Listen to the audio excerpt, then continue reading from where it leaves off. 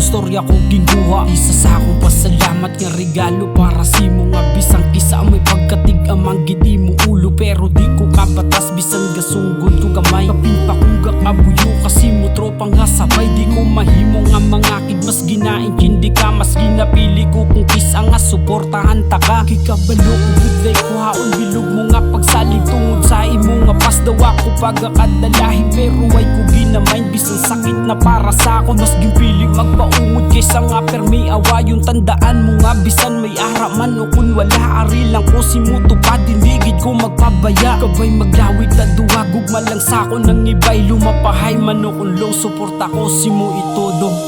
Tandaan mo nga ikaw ang gidlang si mo ko lang ginhatag ang tanan. Napagpalaga kung nga sobra-sobra ikaw lang gid para sa kun wala na sang iban pa.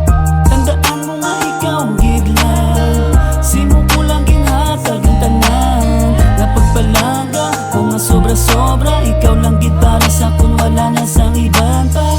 Gusto ko panatag imo nga loob sa mga bagay nga lain sa imo pinsar ka sulod. Di ka maminsar nga mahimo taka nga mabayluan. Bisan layo ay taduwa si mo ko gakabatyagan sa kundi ka magkabala kaway sang dapat problemahon. Di ko pag-ikumpara sa nagsakit sang balatyagon. Usang una layo sang diferensya bisan ikaw kang hambal nga tuod akon nga gugma. Damo pa problema sa ton maabot salig kag sa Ginoo lang perme idangop. Wala imposible tanan na malampasan. Maabot kita ang tiyempo kamot mo makapyutan. Hindi talang pagdalian. May tiyakto kita nga oras nga makaugdan na kita sa gugma nga gaawas. Salig pa nga muyo pasalamat sa babaw nga may ara ka partner nga bukang bibig permi ikaw.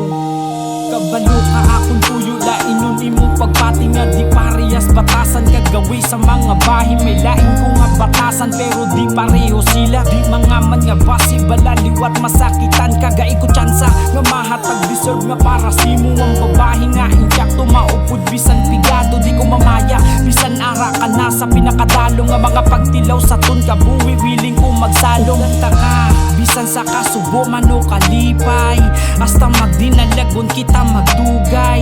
Hasta makabukod ta sa ton pamilya wala mga pagtilaw nga ginhatag nga di makaya.